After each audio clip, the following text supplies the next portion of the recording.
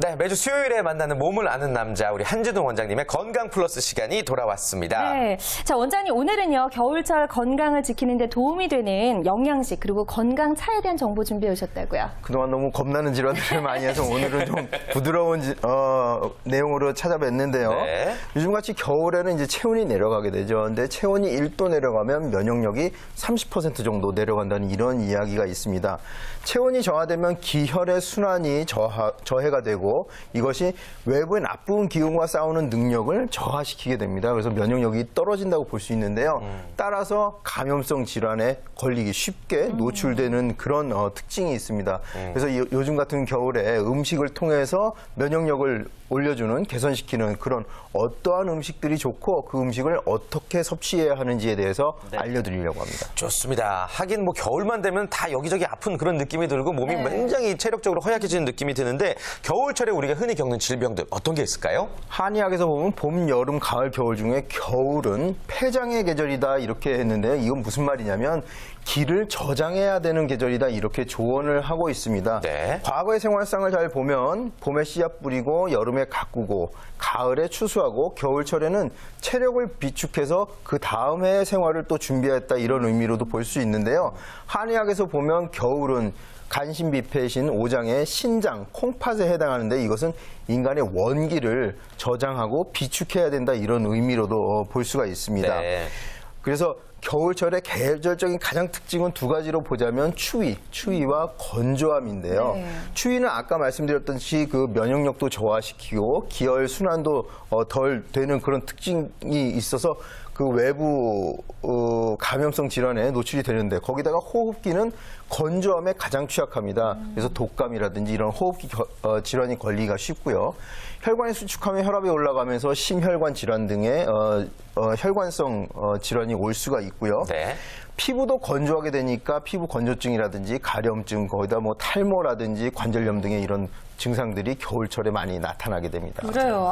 정말 겨울에는 더 건강에 좀 각별하게 신경을 써야 될 것 같다는 생각이 드는데요. 그렇다면 겨울에 찾아올 수 있는 질환을 조금 나눠서 그 질환에는 어떤 음식이 좋다 이렇게 좀 알려주실까요? 그렇죠. 일단 감기가 걸렸을 때 어떤 음식을 먹으면 좋을까요? 기침이나 가래 같은 증상의 치료는 물론이고 호흡기 질환에 가장 좋은 음식은 도라지입니다. 도라지를 드시면 좋고요.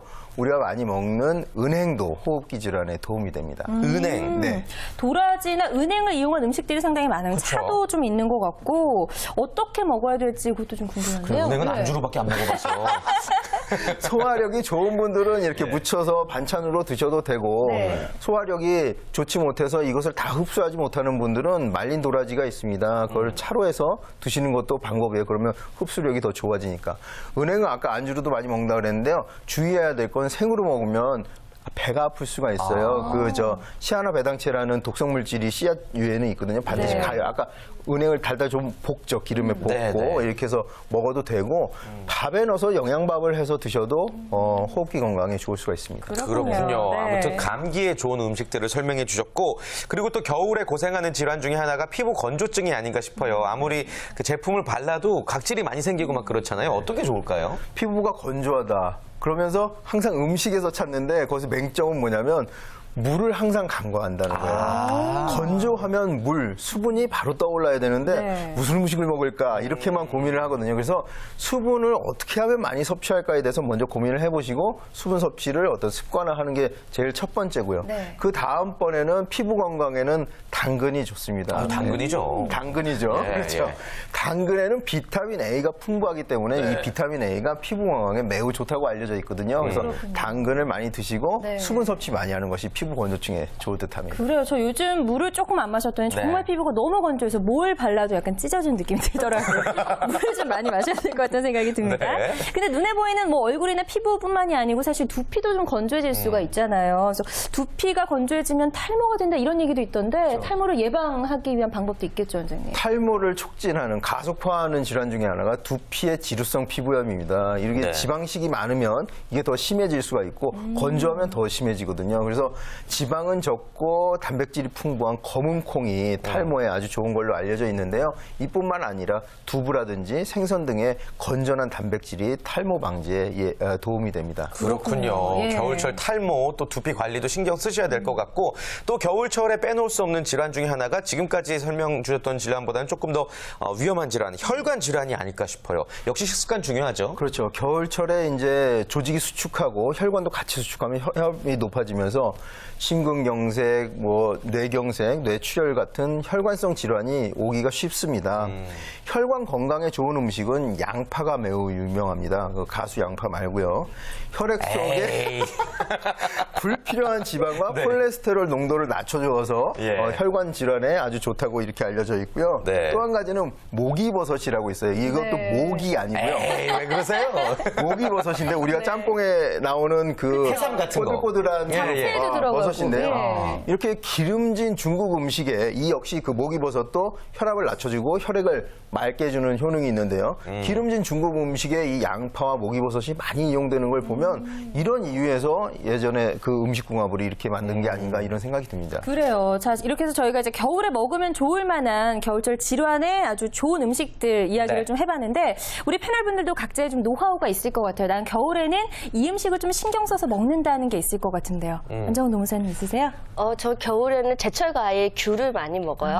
그래서 역시. 네, 귤 먹으면 손이 노래지긴 하지만 네, 확실히 감기 예방에 도움이 되는 것 같습니다. 그래요. 네, 네. 네. 최현정 쌤은 겨울철에 어떤 거를 많이 챙기는 편이세요? 저는 사실 특별히 챙기는 게 없어가지고 예. 지금 건강 상태가 별로 안 좋습니다.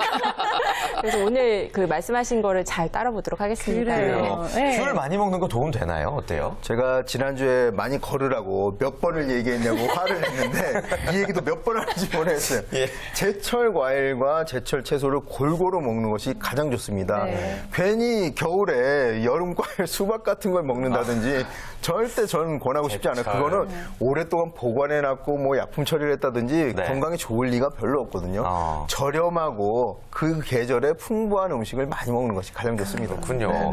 근데 저 또 개인적으로 궁금한 게 이제 네. 물을 많이 마시라고 항상 말씀하시는데 물을 마시는데도 방법이 있을 것 같아요.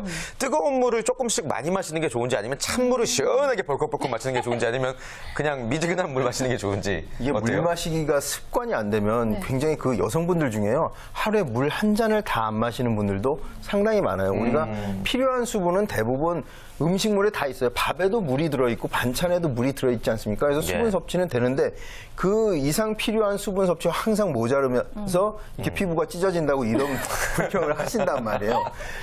자기 체질에 맞는 방법이 있다고 생각합니다. 뭐 일어나자마자 냉수를 마시는 것이 건강에 좋다. 그런데 소음 체질이나 몸이 찬 분들은 이렇게 하면 설사하게 돼요. 그래서 본인이 좋아하는 차, 카페인이 많이 함유되어 있지 않은 건강에 도움이 되는 차로 해서 따뜻하게 마시건 미지근하게 마시건 제가 제일 권하는 건 상온의 물이 제일 좋습니다. 상온. 그냥 상온에 보관된 물이 좋지 너무 찬물을 많이 마시는 것도 호흡기 질환에 걸리거나 소화기 질환에 걸릴 위험성이 있어요. 그렇군요. 아, 물 많이 마실게요. 그래요. 그리고 또 겨울철에 뭐 질환이라고 할 수 있을런지 모르겠지만 오늘 같은 경우 또 눈이 많이 와서 길이 미끄럽잖아요. 넘어져서 뭐 뼈마디 다치시는 분들도 많고 때로는 뭐 동사도 사실 또 위험한 문제이기도 하고 이런 부분은 어떻게 예방을 하는 게 좋을까요? 겨울철에 움직일 때는 항상 그 좀 자세를 낮추고 약간 좀 긴장한 상태에서 주의하는 것이 좋습니다. 특히 노인들은요, 겨울에 이렇게 조직도 긴장돼 있지만 뼈가 굉장히 약해요.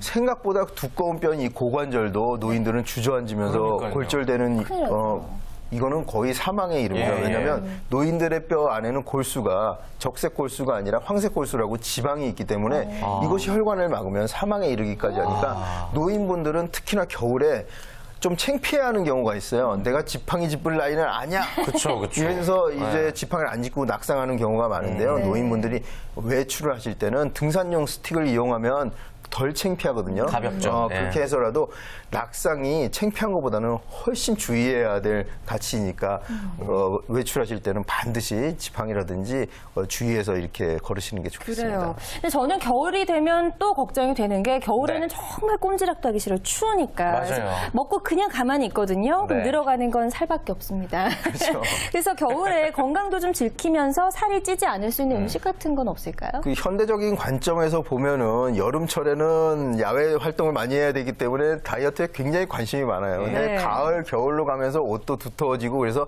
약간 방심하기 좋은 계절입니다. 아무래도. 네. 그런데 진화론적 측면에서 보면 예전엔 겨울철엔 먹을 것도 없었고 추위와 싸워야 되기 때문에 체지방을 늘려서 비축해가는 이런 식으로 진화해 왔다고 합니다. 그런데 이런 경향성은 남아있고 지금 현대 겨울철에 음식물은 풍부하고 그러니까 자칫 비만해지기가 쉽죠. 예. 이때 중요한 건 두 가지입니다. 식이요법하고 운동인데요. 네. 식이요법은 뭐냐면 GI 지수가 높은 세 가지 백색 가루 있죠. 그 설탕가루, 흰쌀밥, 그다음에 밀가루 이런 것들을 조금 덜 먹는 게 중요하고요. 아까 말했던 건전한 단백질, 살코기라든지 기름이 적은 단백질과 제철 과일, 여러 가지 채소들을 곁들이는 것이 가장 좋은 식이법이라고 할 수 있습니다. 특별히 어떤 그 고열량의 보양식을 할 필요는 없어요.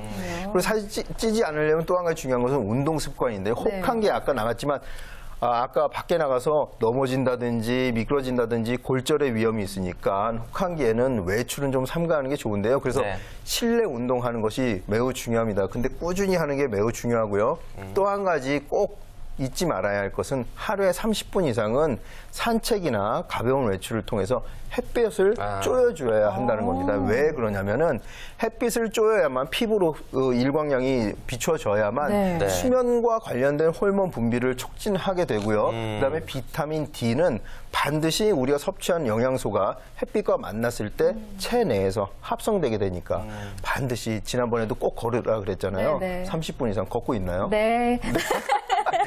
네. 잊지 말고 30분 정도 햇볕을 보는 것도 중요하겠습니다. 그러네요. 맞습니다. 네. 항상 여러분들 원장님이 말씀하시는데 공통점이 있는데 그 부분만 지켜도 우리 몸이 훨씬 건강해질 것 같다는 생각이 들고요.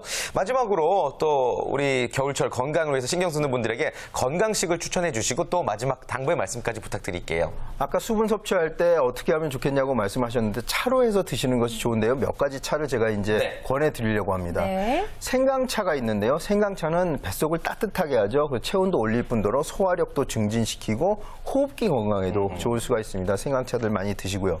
귤피차는 겨울에 이제 기가 움츠러들고 뭉치기 쉽잖아요. 근데 귤피가 이기약, 기를 순환시키는 약이기 때문에 그걸 풀어주면서 소화력도 좋아지고 우울감 등의 어떤 정서적인 증상에도 도움이 됩니다. 마지막으로는 배숙이라고 해서 예전에 공자님도 드셨다고 그래요. 배, 도라지, 은행, 생강, 그다음에 대추 이런 것들을 넣고 고아서 따뜻하게 한 다음에 꿀을 한두 방울 넣어서 이렇게 드시면 겨울철 호흡기 건강에 매우 좋습니다. 그래요. 자, 원장님 오늘도 다양한 좋은 말씀 그리고 알짜 정보 감사합니다. 다음 주도 그렇습니다. 기대할게요.